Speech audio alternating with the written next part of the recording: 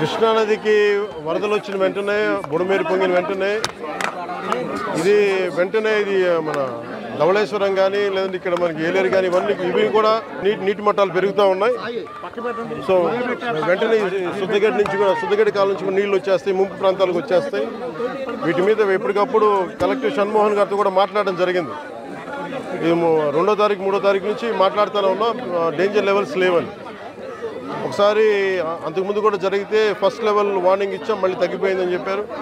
ఇది కూడా ఏంటంటే కంటిన్యూస్గా మనకి విపరీత వర్షపాతం, క్లైమేట్ చేంజ్, ఇవన్నీ ఈ పరిస్థితుల వల్ల రాష్ట్రం ఎప్పుడు అన్ప్రెసిడెంటెడ్, ఎప్పుడు చూడనంత వర్షపాతం ఇవన్నీ జరుగుతూ ఉన్నాయి. ఈ నేపథ్యంలో ఇది ప్రత్యేకించి ఇప్పుడు లోపలికి వెళ్ళి చూస్తుంది వైఎస్ఆర్ కాలనీ, జగనన్న కాలనీ పేరు ఏదని అనుకోండి. ఇది బేసిక్ ఇది ఒక 32 ఎకరాలు 33 ఎకరాల స్థలం. ఇది దాదాపు ఒక 2000 పైచిలకు లబ్ధిదారులు. దీంట్లో ఉన్నదేమో ఇప్పుడు ప్రస్తుతం 10% మంది జనాభా ఉన్నారు. 10% మట్టుకే. లోపలికి వెళ్ళి చూస్తే అసలు బేసిక్గా లోపల మనకి ఈ డ్రైనేజ్ కానీ రోడ్లు కానీ ఏమీ లేవు. కనీసం వాళ్ళు అడిగేది అంటే కనీసం ఇప్పుడు దీనికి కనీసం బ్రిడ్జ్ చేయమని అడుగుతూ ఉన్నారు. చిన్నపిల్లలు ఇరుక్కుపోయారు అది ఇది అని. తక్కువ ధరలకు ఉన్నది అధిక ధరలకు ఉన్నది చెప్పంటారు. ఇక్కడ తక్కువ ధరకు ఉన్న దానికంటే అదే ఆ విషయంగా వస్తున్నాం. నా నోట్లో మాటలు మీరే చెప్తారు. అంటే ఇది ఇప్పుడు నేను మన బుడమేరు గురించి చెప్తాను. ఇది అంచెలంచెలుగా ప్రతి ఒక్కళ్ళు దీన్ని ఇంక్రిమెంట్గా పెంచుకుంటూ వెళ్ళిపోయారు. ఉదాహరణకి ఒకరితో మాట్లాడుతుంటే, వాస్తువులతో మాట్లాడుతూ ఉంటే ఇది 2 లారీలు వెళ్ళేంత దారి ఉంది. నదీ పరివాహక ప్రాంతాన్ని ఇది ఈజీగా వెళ్ళిపోయేది. కొంతమంది చెట్లు వేసి ఆ గట్లని వాళ్ళ పొలాలు కలుపుకోవటం అదొకటి. ఇది చాలా ఇంక్రిమెంట్లు జరిగింది. కానీ ఇది మట్టుకు ప్రత్యేకించి ఈ జగనన్న కాలనీ మట్టుకు గత ప్రభుత్వం చేసిన తప్పులు. ఇది ఆల్రెడీ 4 అడుగులు లోతట్టు ప్రాంతం. ఇది చిన్నపాటి వర్షం వస్తే మునిగిపోయే ప్రాంతాలు ఇవి. అలాంటి చోట్ల వీళ్ళు 30 ఎకరాల పైగా 32-34 ఎకరాల పైగా వీళ్ళు ఇచ్చారు. ఇది మామూలుగా మనకి రిజిస్ట్రేషన్ ప్రకారం మనకి 13 లక్షలు ఉండేది. అది మార్కెట్లో మనం చూస్తే 30 లక్షలు. దీన్ని వీళ్ళు 60 లక్షల రూపాయలు పెట్టుకున్నాం. సో ఇది జగనన్న కాలనీ అనేది గత ప్రభుత్వం చేసింది. ఎన్ని 100 కోట్ల 1000 కోట్ల తేల్చి మన క్యాబినెట్ మీటింగ్లో తేల్చి చెప్పాలి. అన్ని మొత్తం కూర్చున్న దాని మీద వర్కౌట్ చేస్తున్నాం. దాంట్లో భాగంగా చూస్తే 30 లక్షలు మార్కెట్ రేట్ ఉండగా 60 లక్షలు పెట్టుకున్నారు. అది లోతట్టు ప్రాంతం. ఎవరు ఈ రోజుకి 10%కి మించి ఎవరు మనకి లబ్ధిదారులు లోపలికి రాలా. దాన్ని బట్టి మీకు అర్థం చేసుకోవచ్చు. ఇలాంటి చోట్ల ఇప్పుడు ప్రత్యేకంగా ఛాలెంజ్ చేసి వీళ్ళు చేసిన తప్పుల్ని మేము కవర్ చేయాలి. వీళ్ళు ఇచ్చేసారు, ఆ తప్పుల్ని కవర్ చేయాలి. వాళ్ళకి ఇన్ఫ్రాస్ట్రక్చర్ ఏదైతే అవసరాలో ఇన్ఫ్రాస్ట్రక్చర్ డెవలప్ చేయాలి. ఇది ఇప్పుడు అలా కాదు. ఇప్పుడు మీరు ఏలేరు ఆధునీకరణకి వీటన్నిటికీ మీకు నిధులు కొరత, అంతే కదా. బేసిక్ నిధులు కొరత. మరి ఇక్కడ ఒక్క చోట మీరు ఇక్కడే చూస్తే దాదాపు 13 కోట్లు, దాదాపు మీరు చూసే 30%, 13 కోట్లు ఇక్కడ ఒక్క ఈ కాలనీకే వేస్ట్ చేశారు. ఇలాంటి ఒకరు చెప్పండి.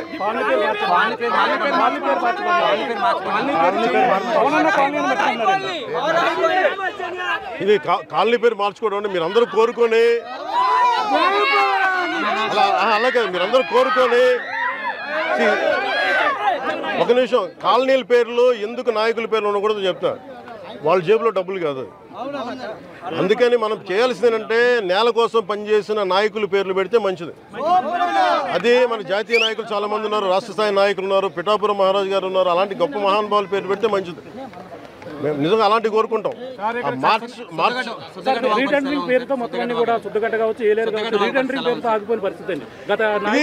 ఇప్పుడు మీకు డబ్బు పరిమితమైన డబ్బే ఉంటుంది. ఉత్తరాంధ్ర కూడా వెళ్ళినప్పుడు ఈ ఇళ్ల కాలనీ పట్టాల పేర్ల మీద ఎంత దోపిడీ జరిగిందో మీ అందరికీ తెలుసు. అదే అన్నాను, మడ అడవులు ఇచ్చారు, మడ అడవులు, ఆవు భూములు, వీటన్నిటి మీద ఒక లెక్క నీకు తేల్చాల్సి ఉంది. ఇప్పుడు క్లాసిక్గా ఇది మీరు చూస్తే మీకు అర్థమవుతా ఉంది డబ్బు ఎలా దుర్వినియోగం జరిగింది. ఈ డబ్బు దుర్వినియోగం ఆపగలిగితే ఈ ఆధునీకరణ పనులన్నీ జరుగుతాయి.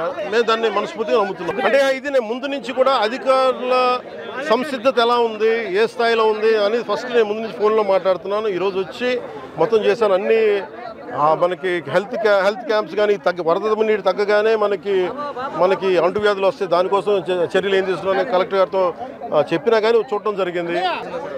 ఖచ్చితంగా ఇలాంటి వాటికి ఇది రిపీటెడ్గా అయిపోయింది. లాస్ట్ 2-3 దశాబ్దాలకు ఇదే నడుస్తూ ఉంది. జనాభా పెరిగిపోయే కొద్దీ మనకి నష్ట తీవ్రత తెలుస్తూ ఉంటుంది.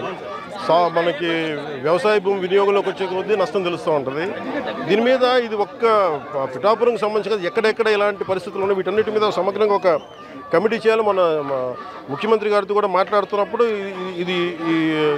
ఈ మాట మాట్లాడాము. దీని మీద అసలు టోటల్గా ఏమేమి ఉన్నాయి రాష్ట్రంలో ఎలాంటివన్నీ ఇది మొత్తం వరదలు తగ్గిన తర్వాత దీని మీద ఒక వెళ్ళి క్షేత్రస్థాయిలో పర్యటనలు జరిపి దాని మీద ఒక సమగ్రమైన నివేదిక అని చెప్పి అధికారులని ఆల్రెడీ ఇన్స్ట్రక్ట్ చేశారు. ఇది ముఖ్యమంత్రి గారు ఇది వరద తగ్గుముఖం పట్టగానే దీన్ని ముందుకు తీసుకెళ్తాం. అంటే ఎంత ఇప్పుడు నష్టం కూర్చొని ఎంత అంచనా వేయలేము. అంటే మీరు చెప్తున్న ఒక లెక్క ఉంది, లేదా ఇంకొన్ని చోట్లేమో పత్తి కొంత పోయింది, మనకి వరి పోయింది, మన పత్తి దాదాపు 90 హెక్టార్లు పోయింది. మనకి దాదాపు 21 మండలాలు మన కాకినాడ జిల్లాలో 21 మండలాలు అనుకుంటా, దాదాపు 152 గ్రామాల్లో నష్టం జరిగింది. దాదాపు 8,206 మంది రైతులు నష్టపోయారు. సో వీటన్నిటిని చేస్తున్న ముందు అంటే మీకు యాక్షన్ కావాలా? యాక్షన్ ఫిల్మ్ అంటే ఇది మనం హైడ్రా అలాంటి తీసుకోవడానికి మేమేం నమ్ముతామంటే చాలా మనం సమాజంలో ఉన్న ఎవరైతే ఎన్క్రోచ్మెంట్ తెలిసి చేయొచ్చు, తెలియక చేయొచ్చు, అందరి భాగస్వాములతోటి మాట్లాడి కష్ట నష్టాలు ఏమున్నాయి ఇవన్నీ తెలియజేసిన తర్వాత వాళ్ళకి నోటీస్ ఇచ్చి వాళ్ళకి పునరావాసం చాలా వరకు చేసిన తర్వాత ముందుకెళ్ళాలనేది నా వ్యక్తిగత అభిప్రాయం. దీన్నే నేను సీఎం గారి దృష్టి కూడా తీసుకున్నాను. అలాగే అంటే మీకు ఈరోజు మీరు అన్నారు కదా మీరు ఏమేమి హ్యాండ్ చేస్తున్నాను, అలాగే అవసరమైన మెయిన్ వాళ్ళు అడుగుతున్నారు కనీసం గుంతలు పూడ్చమని అడుగుతున్నారు. దానికి సంబంధించిన శాండ్ బ్యాగ్స్ రెడీగా అందుబాటులో ఉన్నాయి. అలాగే మనకి చెట్లు పడిపోయిన వెంటనే ఎలాంటి ఏదైనా జరిగిన రంపాలు కానీ రోడ్లపైన పడిన చెట్లు తీసివేయడానికి దానికి సంసిద్ధంగా ఉన్నాం. అలాగే జేసీబీ లాంటి వాహనాలని సంసిద్ధంగా ఉంచాం. ముఖ్యంగా అవసరానికి మన ఫైర్ యాక్సిడెంట్స్ ఏమైనా ఉంటే దానికి సంబంధించిన సంబంధించి ఫైర్ యాక్సిడెంట్ వెహికల్స్, అలాగే 42 మంది గజెత్గాళ్ళని రెడీగా చేసాం ఇన్ కేస్ ఏదైనా ఎమర్జెన్సీస్ ఉంటాయి. అలాగే primary health care, community health care వీటికి సంబంధించిన సంసిద్ధంగా చేసాం. అలాగే గవర్నమెంట్ జనరల్ హాస్పిటల్లో కూడా డాక్టర్స్ని 24/7 అందుబాటులో ఉంచమని వారికి ఇన్స్ట్రక్షన్స్ ఇవ్వడం జరిగింది. అలాగే ముఖ్యంగా గర్భిణీ స్త్రీలు కానీ బాలింతలు కానీ ఎవరున్నా కానీ వాళ్ళని సురక్షిత ప్రాంతాలు తరలించే బాధ్యత కలెక్టర్ గారు దాన్ని పర్యవేక్షిస్తూ ఉన్నారు. అమెరికా లాంటి దేశాల్లో కూడా మీకు కూర్చోబెట్టి మియామి లాంటి చోట, ఫ్లోరిడా లాంటి చోట తుఫాన్లు వస్తే మొత్తం ఒక లక్షలాది మంది, వేలాది మంది నిరాశలు అయిపోతారు. దర్ అడ్వాన్స్డ్ కంట్రీ. అలాంటిది మనకి నేను అడిగేది మేము ప్రభుత్వం తరపు నుంచి లేదంటే అధికారుల తరపు నుంచి సంసిద్ధంగా ఉన్నాం. అలాగే మేము కోరుకుంటుంది కూడా ప్రతి ఒక్కరు కూడా దీన్ని బాధ్యత తీసుకోవాలని, అలాగే వైసీపీ నాయకులకు కూడా విమర్శల కంటే కూడా మీరు వచ్చి ఆ రంగంలో దూకాలని నేను కోరుకుంటున్నాను.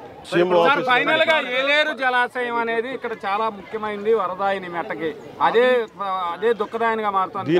దీని ఆధునీకరణకి నా కోరిక నేను ఎమ్మెల్యేగా ఉన్న లోపు దాన్ని తీర్చేయాలని నేను మనస్ఫూర్తిగా కోరుకుంటున్నాను.